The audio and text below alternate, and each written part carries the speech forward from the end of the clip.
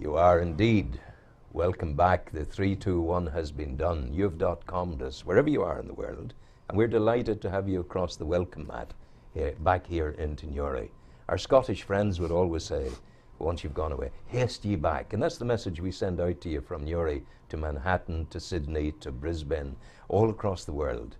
Haste ye back. That's the. And if you haste back in time for Friday, the 18th of October, Bellini's, you'll have the Great American Songbook Night. I'm delighted to have Donal Feagan with me and Gerry Doherty. Donal, you're the chairman of the Newry Musical Society. I am indeed, Gerry, yeah. Is the society strong at the moment?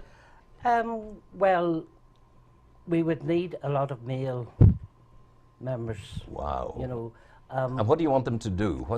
Sing, I suppose? Yes, to sing and dance, because next year we are doing Hello Dolly, and we need a very strong young men, male dancers. Wow. 12 for the Waiters Gallop, which is one of the spectacular scenes in the show. Where do you get young men who can dance in Newry nowadays? Well, at the minute we're quite lucky, because the Bosco drama encourages young ones, and then when they're with them for a year or two, then they automatically just come to us. So there is a nursery? There is a nursery out there, but we still would need... I mean, our society has been going on quite a while, and, you know, we've found the last couple of years we haven't had the support. We've done fantastic shows, and we are playing to maybe a hall 3/4 full. Why is that? I wonder, because if you looked at the drama people, they seem to be able to pack the thing on a constant basis. Yeah, you see, the drama festival, you know. Rowan, I honestly, we've tried to work it out.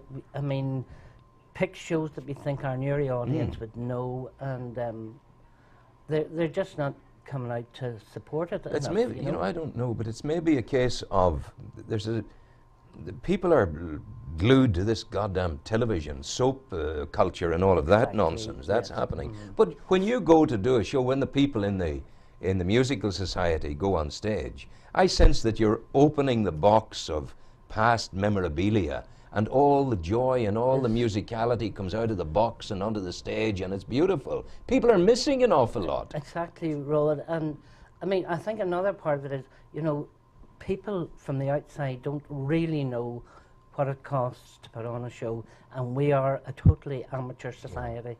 What does it cost to put on a show? Roughly 27 to 28,000 for per what? show. Per run of how long? For a week's run. A week's work, yeah. And you need to meet that. We need to meet that. We need to raise funds, and I mean, this is what our thing on the 18th of October is all about. And we had a very successful Italian night last year, due to Was Gerry's that down hard at work. the golf club, Gerry?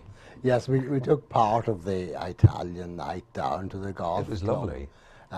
Donal also touched on what we are doing in this autumn's programme, and we have a cabaret night which consists of 45 minutes or so of music, followed by a very, very good dinner, followed by a little bit more, another 45 And where's that minutes happening, of Gerry? music. That's happening in Bellini's. Oh, is that the 18th? Yes. Wow, So you get fed as well as you entertained. do, yeah. So we had an Italian night last year, which was very, very successful, and we choose a different theme every year. So this year it is the Great American Songbook. Wow. Well, listen to me. I'm certainly going to go to that, and dear Marie will come with me as well. We'll enjoy it, and we'll feast our palates and the cerebral area that is dedicated to the enjoyment of music. You know, so what is the Great American Songbook? Now, there's a specific definition to that. You know, it's popular music, but popular music before the age of what we know as pop.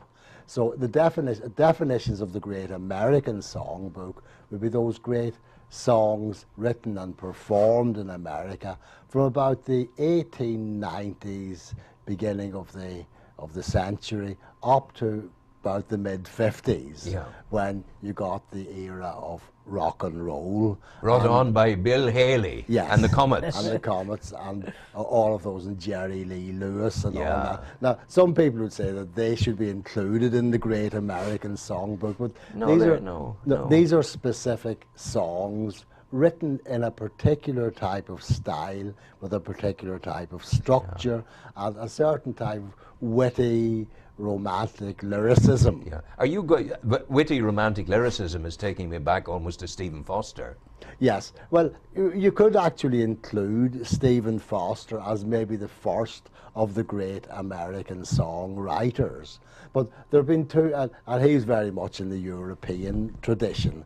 He wrote about the good time in the old plantations and Yes, so he did, on. he did, And he these did, beautiful he did. songs, Beautiful Dreamer and I Dreamt of Jeannie with the light brown hair. Now they were a type of what you might call Victorian or Edwardian ballad. Now, the Great American Songbook, the songs took their style from two main traditions.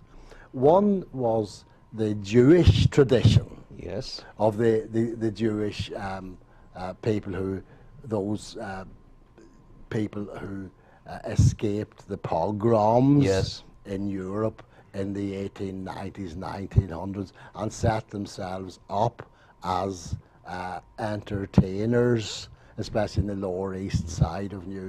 It was either entertainment or